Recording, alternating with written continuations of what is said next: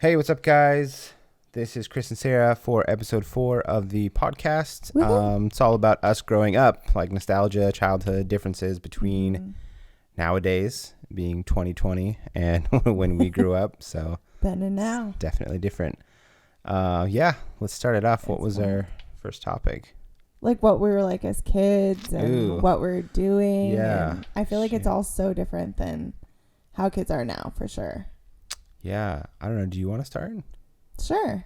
Why not? Okay. I mean, as a kid, my parents didn't let me do like indoor activities. Like I had to be outside. If it was nice outside, like we were doing something, even if it was raining, we were usually doing something because it's Oregon. You get used to the rain. But yeah, I spent a lot of time doing stuff with like my neighborhood friends, and Chris always makes fun of me because there's this like little clip of me being like this ringleader, like leading all of my neighborhood kids around while I'm like playing this recorder. Like we started like a marching band basically, and like marched around our neighborhood. It's like awesome. So wild. But we did stuff like that. Like, you know, I was in a lot of sports. So, you know, during school I was in sports, and then in the summer we would play all these sports as well. I did so many things and like summer camps, and I was never not doing something, I feel like. Whereas I feel like a lot of kids now like are just like sitting around a lot. But so we did that. But just hung out with neighborhood kids and like actually physically walked over to people's houses and called them on landlines to come see if they could play. Landlines, that's different. Yeah, so I mean, that's what I was like. What about you? Well, growing up, for me, I'm a little bit older than you, was similar. I mean, we went outside. It was just something that you did when you were younger, you know. We didn't have cell phones when we were kids, so there was no, I'm on Instagram, I'm on Facebook, I'm on, you know, social media. It was you had a friend, you would actually go over to their house. Yeah. You would just show up at their house. You'd knock on their door like, hey, is my buddy home? And they would either be there or not. You didn't even call. You would just be there.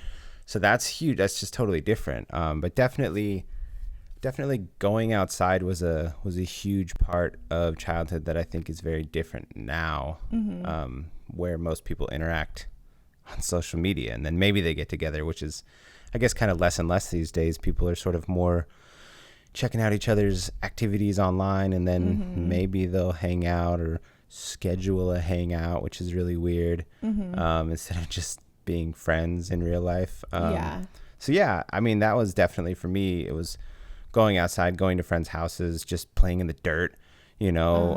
Skateboarding was always huge for me, still is, because it was something I could do by myself. I didn't need a team sport, so I didn't need to get like 12 friends together because we moved all the time, so we didn't have a huge group of friends everywhere that we went. But super easy to grab a skateboard and just like roll around in your driveway or in a parking lot or wherever you are. Like that was probably one of the main reasons why I sort of like fell in love with skateboarding early on when I was a lot younger. And it's just continues because it's just really fun. Anybody who skates knows that it's just epic.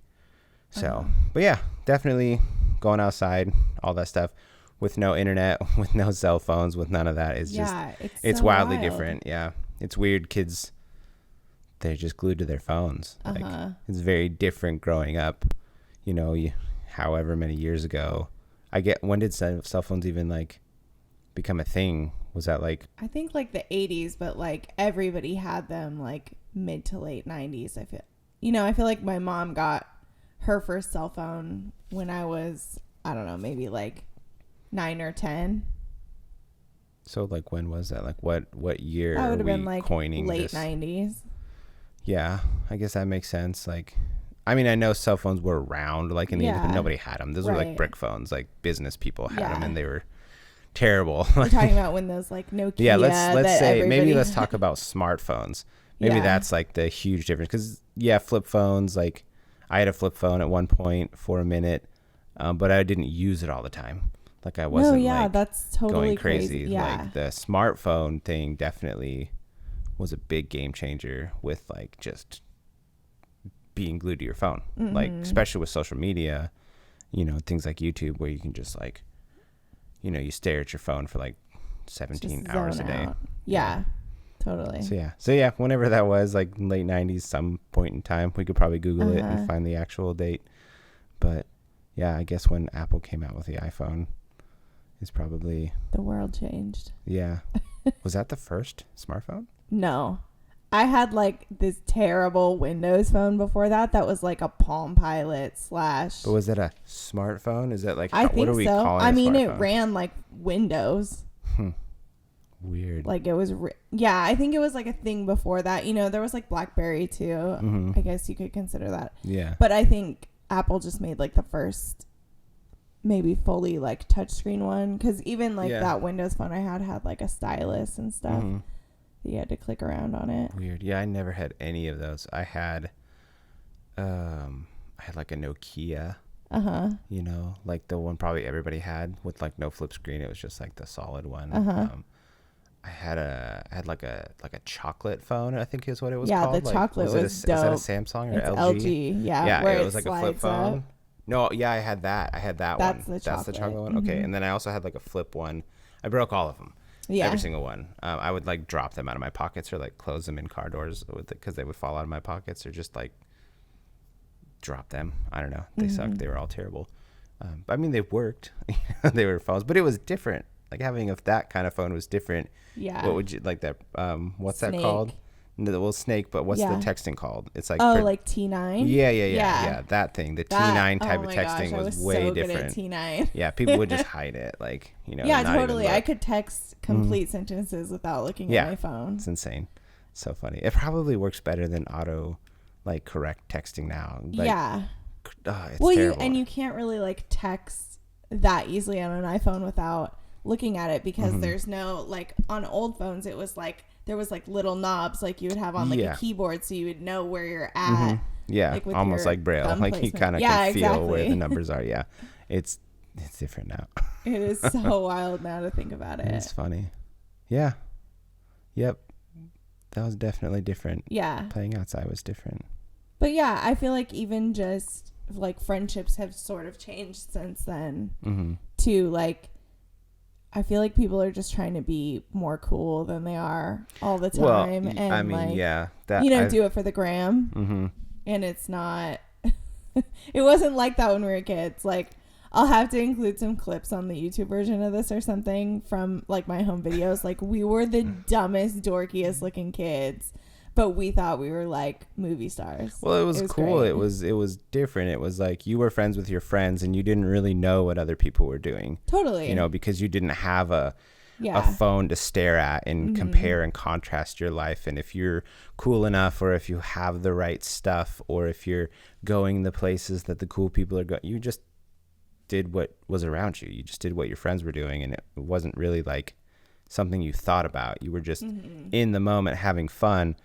And that's kind of sad nowadays, is people sort of lose the whole living in the moment, like in real life. Like, this is actually something I'm doing. I'm having fun. Like, I'm present. Like, this is rad. Like, it's just like, oh, I don't know. Is this cool enough? Don't take a picture of this. Like, I don't want anybody to know that I'm doing this. Or like, oh, well, hold on. Let me get this angle. Like the influencers in the wild, like make sure that everybody knows I'm doing this because this is cool. And I want people to know that. Like, that's a weird thing that people sort of like edit their lives online and show or not show what's going on because it's, cool or not cool, going to make the gram or not.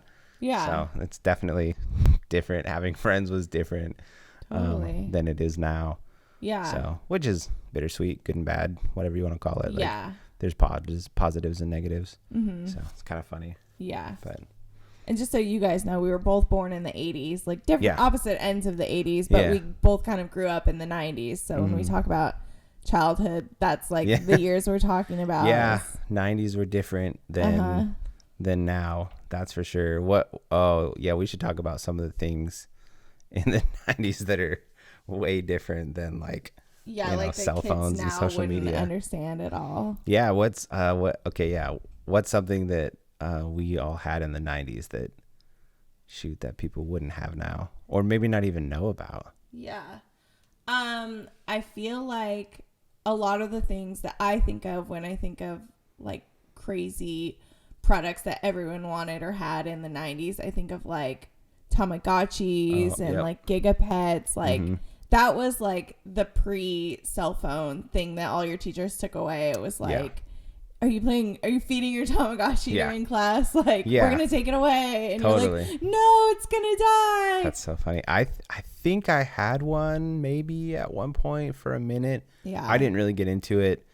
But for those of you that don't know what a Tamagotchi is, it is a little egg, like a digital... It looks like an egg. It's like a little digital on a keychain, 8-bit, keychain thing, black and white, that allows you to like take care of this digital pet, feed it and make sure it's okay. And if you don't, like after a certain amount of time, it dies. Like, so you have to actually pay attention to it. It was like one of the first things that had the attention aspect like built into it, so you had to use it. It was kind of like Sims for a pet. A way low tech version of that. Yeah, but everybody loved it. It was huge. Like, it was viral. Were the best. Everybody had one, or at least knew what they were, which is super funny. Yeah. Thinking back to it, like, yeah, weird little keychain toy. I know. Yeah, but so stuff like that, I think of like, do you remember when you would get those like color changing spoons in the cereal box? Yeah, like trick spoons and things like that. Yeah, like, and they were like Disney like I think I had like a Simba one or something. Yep. That everybody was loved so it. You put fun. it in your milk and then it's different. And you're like, I still want one of those. Oh, they're cool. I like, mean, so I think fun. people probably do that like frozen yogurt places or something. Like, there's got to be a place that I've seen that. Gotta be. But definitely not as much. Bring them back. Yeah, right. Bring back the spoons. I think pogs. Pogs was a big one for me. I don't know if that was more of a boy thing growing up versus a girl thing, or if it was universal, but pogs were really fun. I think probably because they were really cheap. It was one of those things you could collect. Cardboard. It's kind of like marbles, like for the older generations that played marbles and jacks and other kinds of games that you could like collect and have, like, oh, this is my favorite. Pogs were definitely that. That was pretty big in the 90s. Like, and for those of you that don't know what those are, they're little, like, I don't know, 50-cent piece size, like cardboard paper type of things. They're not cardboard, but they're like thick card stock, and they had designs on them. They were little circles, and you could collect them, and some of them were like foil pressed. Some of them were like, just designed cool with art pieces in different colors and like special ones, kind of like collecting cards, and people would play this game where you would have, everybody would put their pog in the middle, and then you would take your slammer, which is like a thick metal version that's like, maybe a 1/4 inch thick or something, and you would hold it and you would hit it. And if they all flipped over to the image side up, you would get to keep those. And so you would, yeah, that's what it was. I don't think I ever played. Yeah, it was, I mean, we played it at school sometimes. It was like, you had these little plastic tubes that kind of look like, you remember those M&M minis? Yeah. Like, but they're bigger. They were the size of I remember that. Of the actual pogs or whatever. And you would carry them in there and you're like, with your slammer. Wow. And you're like, yeah, it was cool. Like, we were so cool. We had our little cardboard discs. Play the game. I remember what you're talking about, but like, we just like collected them. We never actually like did anything with them, I feel like. It was a big deal. Like, it was like cool. It was like, for, so I don't remember the window of years, but it was like, you were cool if you like played those, and who could win each other's like, hey, you want to play? Yeah. Like kind of like people probably like do Pokemon and stuff now, or I mean, Magic the Gathering was huge kind of around that time too. Like, who wants to play Magic? For people that don't know that, it's sort of like kind of like Dungeons and Dragons, kind of not, but like all these things ended up having like value too. Like, you would look for the rare ones and collect them, and then like you'd want to go into the shop and see if like, oh, this one's worth like $50. Oh my gosh, I'm gonna be rich. Speaking of which, Beanie Babies. Oh gosh, those were huge. All the like old moms and grandmas like went nuts for Beanie Babies. My sister was really into Beanie Babies and like kept the tags on them with the little like plastic tag cover things. Like, I don't know why people ever thought that like those little things would appreciate in value. Yeah, I have no idea. I don't understand that one. People would like line them up in the back of their cars. Yeah, I remember like that. in the rear window, like shelf or whatever. It would be like, yeah, you have all these like sun bleached like row of Beanie Babies, and it was just like, that's a lot of Beanie Babies in your car. It's so like, strange how that was such a big thing, and now I haven't seen a Beanie Baby in forever. No, I haven't seen them. Like Troll Dolls, I don't know if that was pre-90s or not. I feel Those like were that was pretty like an big. 80s thing, but you Those were were probably definitely around big. for some of that. Yeah, they kind of reinvented themselves like, I don't know, 10 years ago, but they're Mm-hmm. different. They look different, but yeah, I can't think of, oh, JNCO jeans. Yeah, That that's was a one thing thing. in the I 90s. think that was more like your generation. Probably. But I definitely remember JNCO. It looks I like you're had wearing like some. tent pants. Yeah, I It's had some. ridiculous. They were really ridiculous. Oh It my was pretty gosh. awesome though, because it was like, because normal pants are like whatever, like the diameter of your, calf or whatever, but like JNCO jeans were like that. They were like Yeah. 7 times too big, huge. But it was hilarious. It's like, fashion just, it gets on trend for some reason, then all the kids start buying it, and then everybody's like, why did I wear that? Yeah. Like, that was really weird. But it was pretty funny. It was pretty cool. So we, knew about them or had a pair at least at one point, and I definitely had a pair at one point. I think I got them from Ross for like $10 or something. I was like, Of course. bro, my JNCO jeans is cool, and everybody was like, gosh. nope. It's funny because what are you wearing? it was always cooler to have like baggier pants, like in the 90s, like, Yeah, totally. and now it's sort of more on brand to have like tight fitting, Mm-hmm. pants, or like jeggings, or, something that's actually like Joggers. form fitting. Yeah. Joggers are like still really big. Like I never liked them because like at the ankle where they would like, be really tight and stuff. And it just always annoyed me. But now I'm fine with all of it. Like, I think it's because the material changed, with all the like, whatever it is, all the stretchy stuff. Like, I just hated pants that like I couldn't move in. So like baggy pants were cool because we were like, oh yeah, like I can do whatever I want. But now it's like you put on baggy pants like it was in the 90s, and it was just like, oh my gosh, like I'm gonna trip over myself. So it's pretty funny.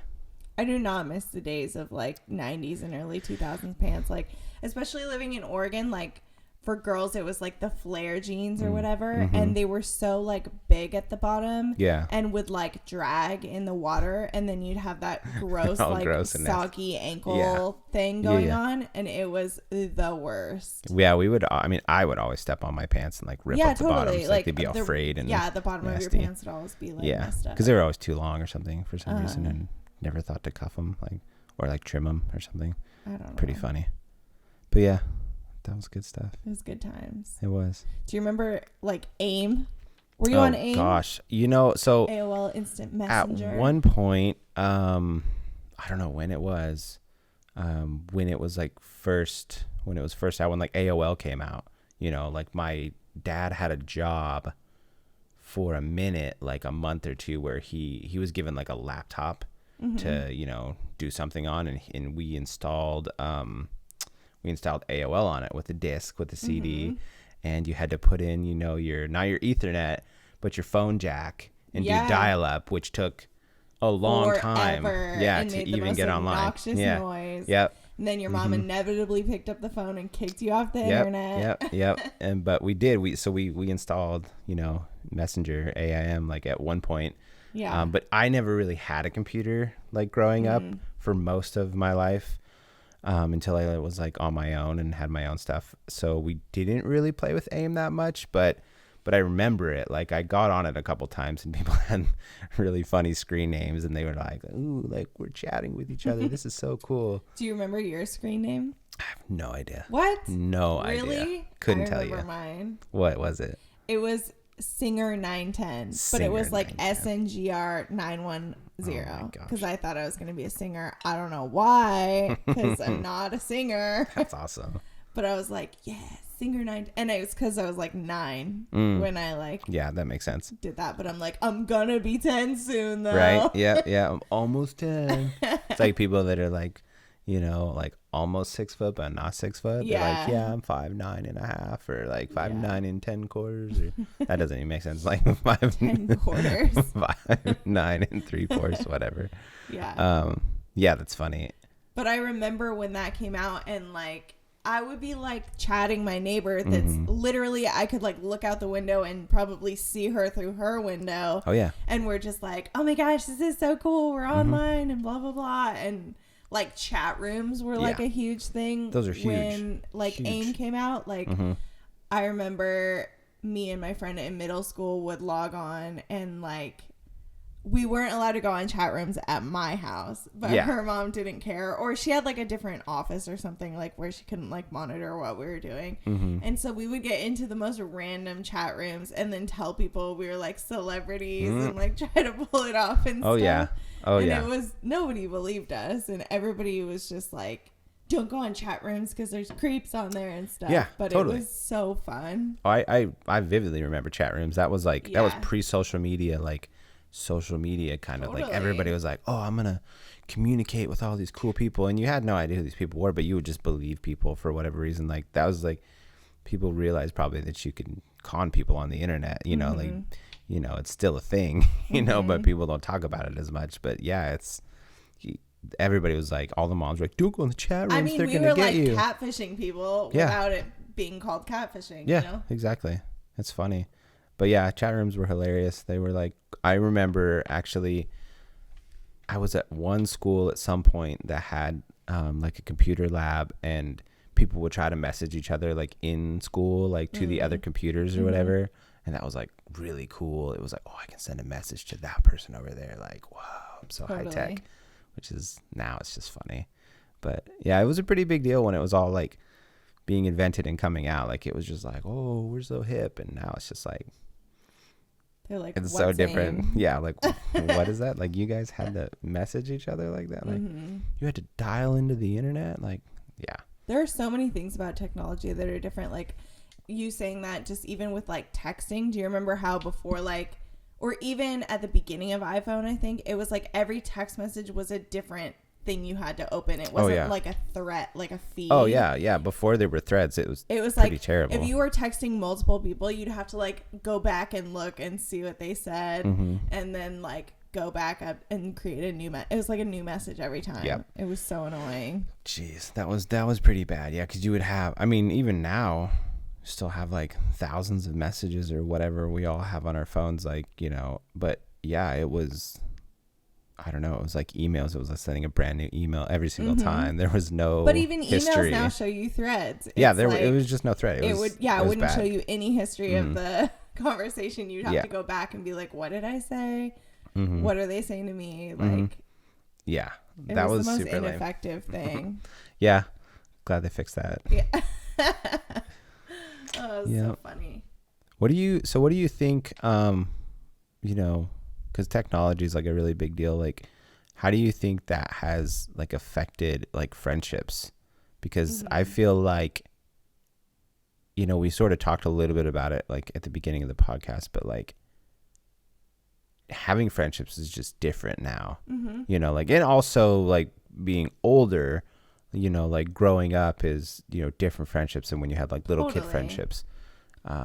But I feel like too, like there's a lot you can attribute to just being an older person, and people have families or like jobs, busy lives that they have to worry about. But I think too, like a lot of what's changed is because we're all following each other's lives on a like minute to minute basis. Like we get alerts when somebody posts, or you get on Instagram and they show you what all your closest friends are doing, you know, because of the way like the algorithm is. So you see like everything that's happening in real time, and then you go to hang out with them and you're like, well, what do we talk about? Because I already know everything that you've done because you post everything online. Yep. So that I definitely feel is like totally different, because I feel like even when, you know, you would like go to school and then come home from school, it's like you would immediately have to like call your best friend and like fill them in on like what happened on your like walk home from school, or like, you know, and it was just, I think there was better communication. Like it's easier to communicate with people now because there's so many different ways, but like the communication isn't as good. Yeah, like it's not as deep, I feel like. Yeah, the quality of communication. Yeah, that's what I was looking for. Quality is way different now for exactly like what you're saying. Like everybody like lurks on each other's social medias and whatnot, and sort of gets these little edited snippets or sound bites of, you know, the version of people that they want the public to see, but you miss the depth, you miss the flaws and the raw unedited details and long drawn out conversations of randomness.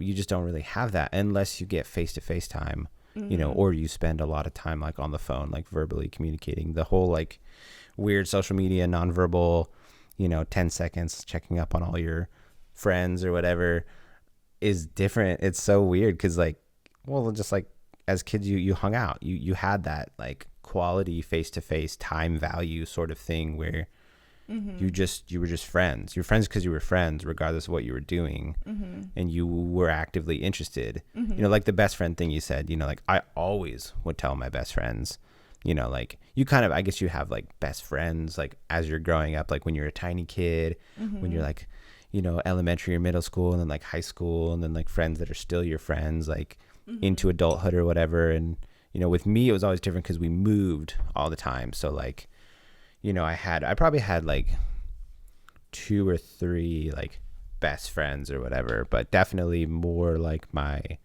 high school, sort of like age was like probably where I really had like strong best friend relationship kind of thing. And I would always go to Wes's house. Yeah. Like we were pretty inseparable. We were ridiculous. Like it was that age where, and also high school, like when you're in school, you're spending like so much time with your friends, even if you don't have the same classes, like you're hanging out like in between periods and like, just like at lunchtime and, geez, whatever else you do. I guess that's it. Yeah. Like, I guess that's it really. But like, hallways and stuff. Totally. And if you have the same class, you're like, like talking crap and throwing stuff and, well, you're not supposed to, but you're doing things and, communicating still, or acknowledging each other. But yeah, like when you do something, you actually like go to their house, or you run over to see him and tell him all about it, because it wasn't like beep, bop, boop, boop on my little phone or whatever. And like, I guess everybody knows what I'm doing. I don't have to actually talk to anyone. So it's pretty weird. It's definitely weird reflecting back on it and having gone through both sides, because I feel like the kids that are born in like 2000 whatever 2010 2000 something, they didn't have any of that. They've been like from birth on social media basically. Like as soon as they were allowed to get onto it, they were just there. So that's sort of like normal, I guess. Like social norms is like, well, everybody's just on social media, which is interesting. It's not bad. Everything is what you make of it, but it's definitely different. You have to try a lot harder to have the same, quality FaceTime that you just sort of inherently had built into friendships because there was no other alternative. So it's interesting. It's really interesting to think about that. I think too, like a big thing that's changed is when you make plans with somebody, it's so easy for people to like cancel those plans now. Yeah. And especially like last minute, like nothing drives me more crazy than somebody who like won't send a text like hours before when they know they're not going to make something. Like, they send a text like 5 minutes before and they cancel. Oh, it's the easy way out. Yeah, totally. Yeah. But like back then it was, when you didn't have a cell phone or whatever, it's like you can't really bail unless you catch them on their landline. Yeah, that was like that was totally like the lame thing to do too. Like it was like, don't call them and leave a message. Yeah, like you need to tell her in person, or you need to tell him in person. Like people are gonna break up with each other, or like not, do something. They I'll just send him a letter or a note or something. I'll just pass him. It's like, you can't do that. Like that's rude. Like you have to like suck it up and tell him in person. Like that's like the version of like texting now. Totally. Or like, commenting on a thread like, oh yeah, like 2 minutes before the show, like, oh sorry, like I'm busy, dot and blah. Yeah, like, I just miss everybody not like, because I feel like the reason a lot of people like cancel or whatever is because they find like better plans. Yeah. And it's like back then you wouldn't know about any other plans, because unless somebody calls you and invites you to something, like you don't have plans. Yeah. Yeah. Your plan is to like walk down the street and say hi to your best friend, and then whatever, you get into. Yeah. But yeah, I think it's just like very different that way, as people don't take the time really to like sit and have like conversations and things, like sans social media. Well, it's just it's different. Like if you want to have like lasting, real friendships, that you have to spend time on them, just like anything, just like relationships, you have to actually set aside time for your friends, regardless if something cool is going on with a bunch of strangers that doesn't really matter, but like, oh, it's cool and I might get like social recognition for it. Like, so I'm going to bail on everybody just because like, it's cooler or whatever.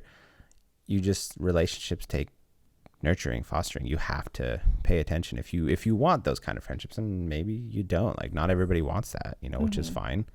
But yeah, it's definitely different. It was, I think, easier. I don't know if that's the right word, but it was sort of just built into friendships, like, back in the 90s, because it was a proximity thing. Like, if you wanted friends, you had to actually hang out with your friends. So it was just sort of more like, oh yeah, this is easy. Like, we're just hanging out. And now it's like, you got to get on a group chat and text everybody and see if anybody's actually going to hang out, in person. So it's kind of funny.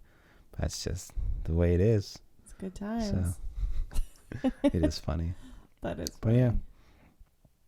Yep. A lot has changed 2020. There you go. Yay, internet. Yay, internet. So, speaking of the internet, do you remember the whole Y2K thing? Oh my gosh, Y2K. That was funny. For anybody who doesn't know what Y2K is, that was like when we're all gonna die, I think, like, because the computers were gonna shut down or something. Like, the clocks couldn't go past the 2000 or something.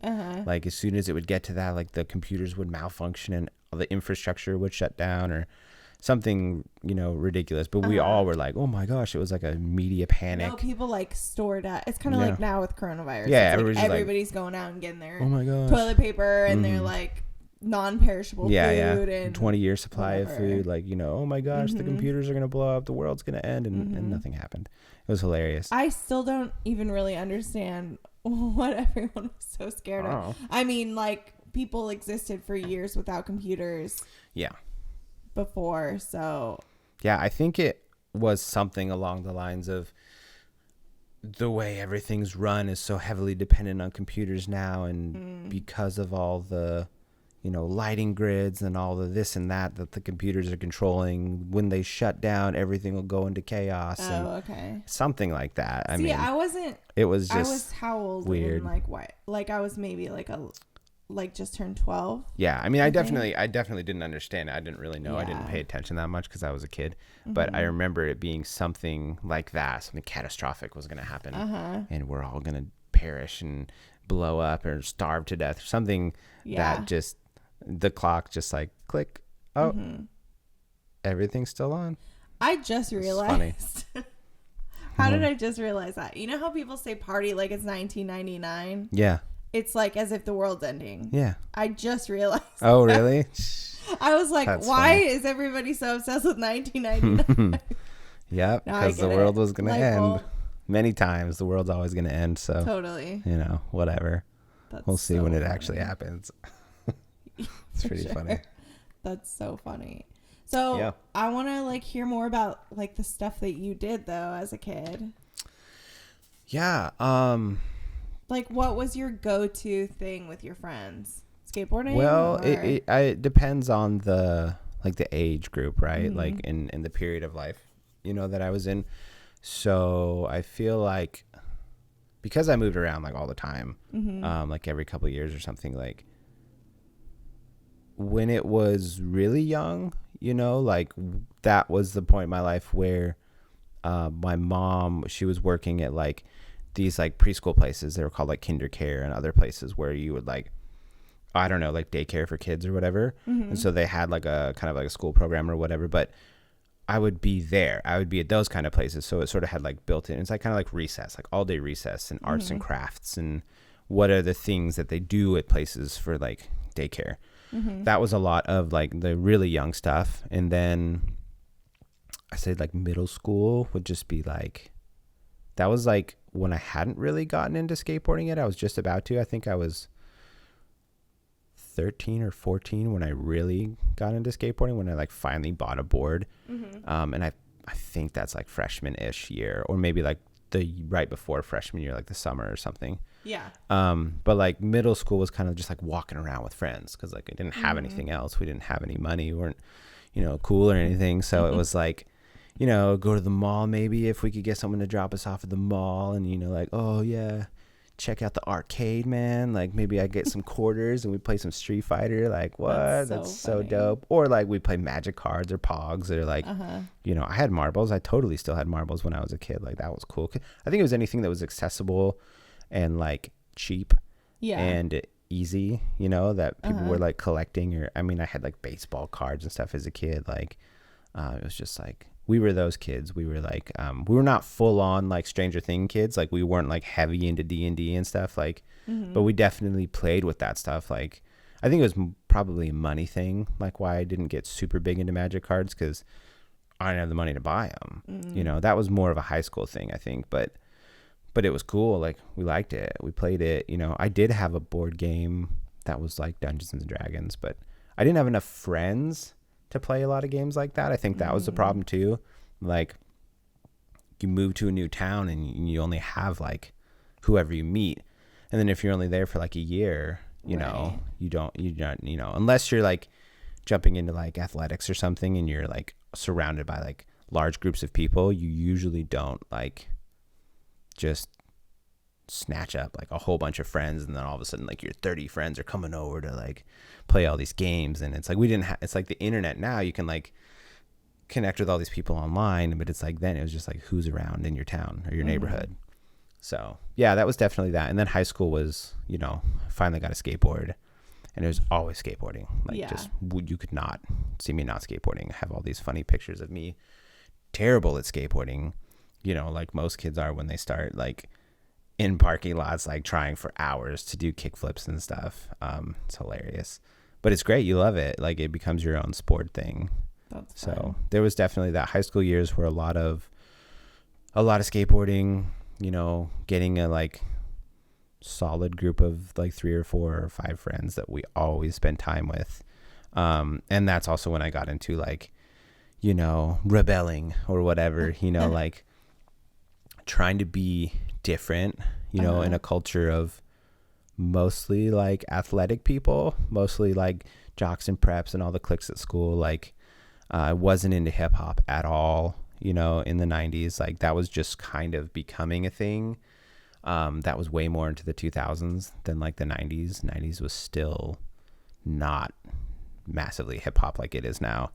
And so it was like, like a lot of rock bands and metal bands and hardcore bands and, punk bands and like stuff like that. And like one of my favorite bands was Korn, and so I was like super into it. And I had like, I even have it tattooed on me, I have like, so we would just like, we would listen to all sorts of music and we would just cause a ruckus, we would run around town. And I got into the goth scene. So I was like, just fully gothed out, like black everything, black clothes, black hair, black jewelry, Black heart. Yeah. It was funny because goth is not really like emo the way it looks the same, but like we weren't sad. So like I mean we were sad, but it wasn't like, my heart is bleeding, I'm gonna die, like let me journal. Like it's just not the same. Like there's like notes of it, there's like pieces of it that like are really similar, but I don't really know why it's different. It's funny. But yeah, it was definitely different. It was interesting, like, got into trouble and all that, as a kid. And yeah. So I'm curious though, like, since you didn't really discover like filmmaking and stuff until like you were an adult. Yeah. What did you like want to be when you grew up? Honestly, I don't even remember. I think that changes like periodically throughout the years. Like there were times where I just had zero clue whatsoever, I think I probably at one point, definitely when I was like first starting to, like when I first got aboard, and got around other skaters, I was like, oh, I want to be sponsored. Every skater's like, I want to be sponsored. Ever. And then you realize that you're not good enough to be sponsored. And then you still have fun with it. But you're like, there's no way, dude. Like, it's just not gonna happen. So, and then which eventually turned into like skate filming, which was really cool because it's just, you know, it's great. You still get to skate and you still get to film, so it's like the best of both worlds. But yeah, I think at one point I wanted to be like I think I wanted to be a veterinarian at one point, because animals are awesome. It's pretty classic. Yeah, it's pretty classic. Probably all the cliche things. Probably wanted to be. Oh, I don't know if I wanted to be a firefighter or a policeman. I don't think so, because I didn't really have any people in my life that were those things. Yeah. So I don't think so. Definitely, I definitely remember the veterinarian thing at one point for a minute, just because like we've always had like dogs and cats and stuff, and I was just like, oh, animals are the best. Like, that's fun. That'll be a fun job. But yeah, didn't really have any aspirations of anything specific. I think that's why when I found the whole filmmaking scene, it was like, are you kidding me? Like, this is a job? Like, okay, like that sounds great. Let's just do that. And then, you know, once you start doing it, you find out if you like it, and then you either really like it and you keep doing it, or you don't. So I just happened to fall in love with it. So I got pretty lucky on that one. But yeah, what about you? Did you ever like really want to be anything? Yeah, but it always changed. Like when I was really young, I went to like a YMCA space camp and was obsessed and wanted to be like an astronaut, and then realized that like I think I probably saw Apollo 13 and was like, nah, I'm good. Yeah. And then, you know, like for a long time, I just think I wanted to be like anything famous. Like I wanted to be a singer really bad, like a country singer, or you know, like I would tell people I was going to be like an actress or something. And it's like definitely not for any reason. It's not like I was like in acting school or like in choir or something. I was in choir in like middle school for a little bit, but I wasn't ever like taking any steps to like do anything in particular. And then in high school, I always had that dream of, like we talked about in the first podcast, that I wanted to like open up a coffee house, like concert venue. And that was really just because that's all I did in high school, was just go to like local shows and like meet people and drink coffee and all of that. But it definitely changed a lot from like year to year. Totally. But those were like the big ones that I can remember.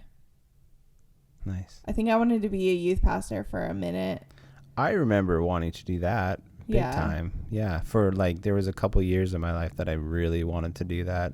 Yeah. I wanted to be like more of an apologist in the beginning. And then I thought youth ministry would be like a cool way to still utilize like all the filmmaking stuff, because it's heavily media centric now. Like everything, every event is like some form of media, you know, and promo films and all sorts of stuff. So yeah, I definitely remember thinking like, oh, that would be really fun. Yeah. Like, that would be a cool way to like combine talents and desires and stuff.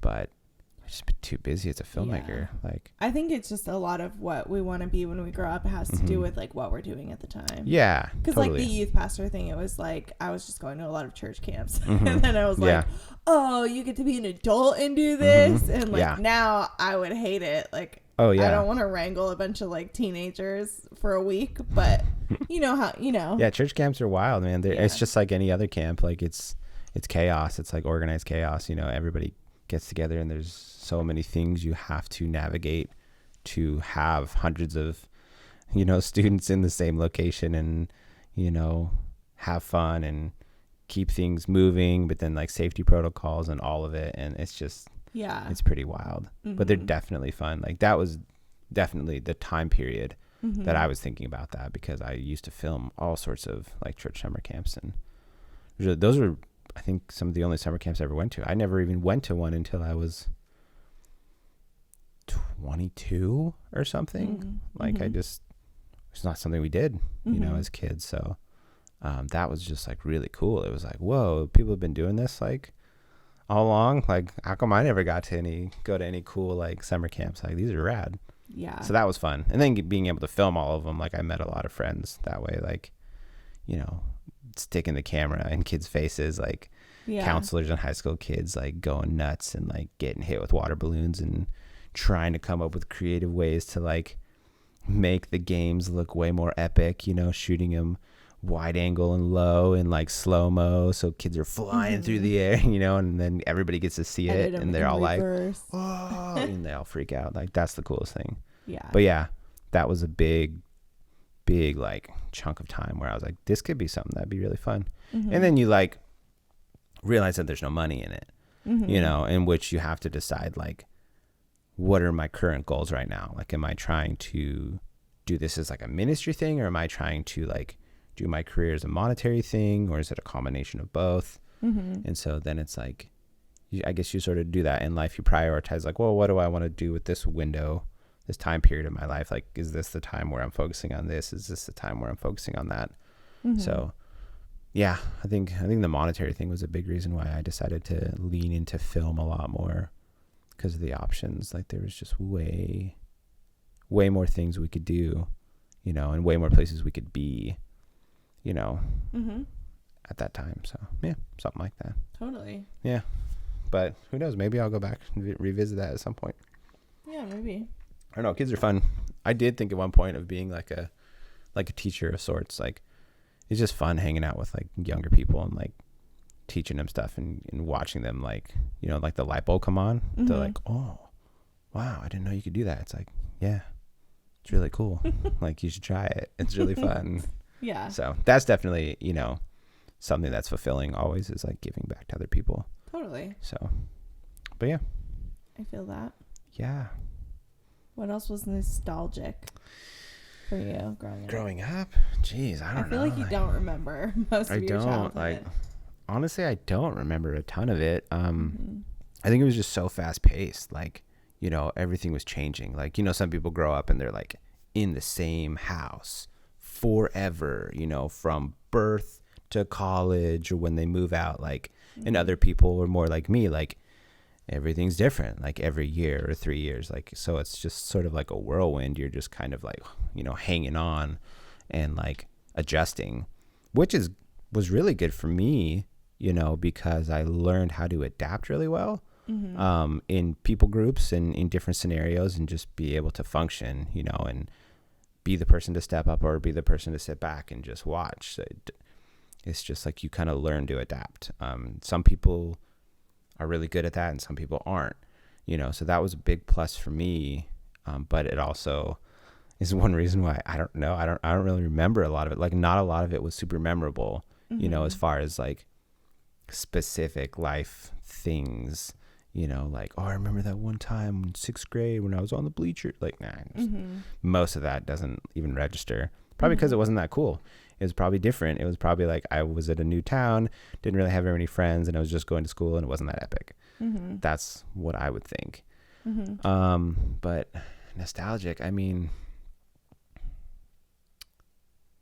I can't think of anything else off the top of my head that was super nostalgic, you know, besides maybe getting a computer, you know, getting my first camera, you know, something like that. Those were pretty big moments, but those were like older, you know, that was like in my early 20s, you know, like I didn't have a computer until like we never had like a home computer, you know, like a lot of people now that they have computers, just everybody has one.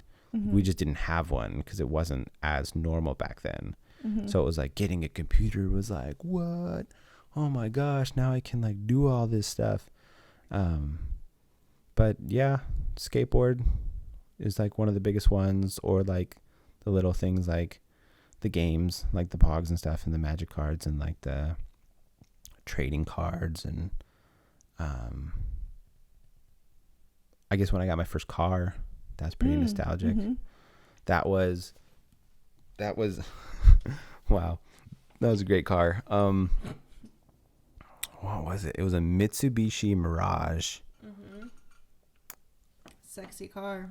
80 something, maybe. I don't really know. It was a hand-me-down car that my mom had, I think, received from someone, and it was red, like a 4-door, you know, sedan kind of car. Really bad shape. like just so many things wrong with it. Completely rusted out. The window, like the doors wouldn't open from the outside. So you would have to like roll down the window to like open the door and stuff. What? Yeah, it was pretty rad. So basically I was friends with all the people at the skate shops because I was so into skating and stuff in the surf shops. So I just like hit up everybody that I knew and just got hundreds of stickers. I don't know how many stickers, maybe not hundreds, but a lot of stickers, and just plastered all over the car. You know, it's like that thing that people do with bumper stickers, except like all of the car, side of the car, back of the car, hood of the car. Like, yeah, it was so sick, you know, and because it looked terrible anyway. Yeah. But it was great because it was free. Even if it wasn't going to last, you know, long at all, it was like you could run it into the ground and who cared? But that was the guy who had the car now. So I would pick up all the skaters and take everybody to the park and drop everybody off. And that was pretty cool. And I think I saved up for, no, it had a tape player in it. So I saved up for like a CD Walkman or whatever, you know, like the anti-skip version. Like, ooh, that was cool.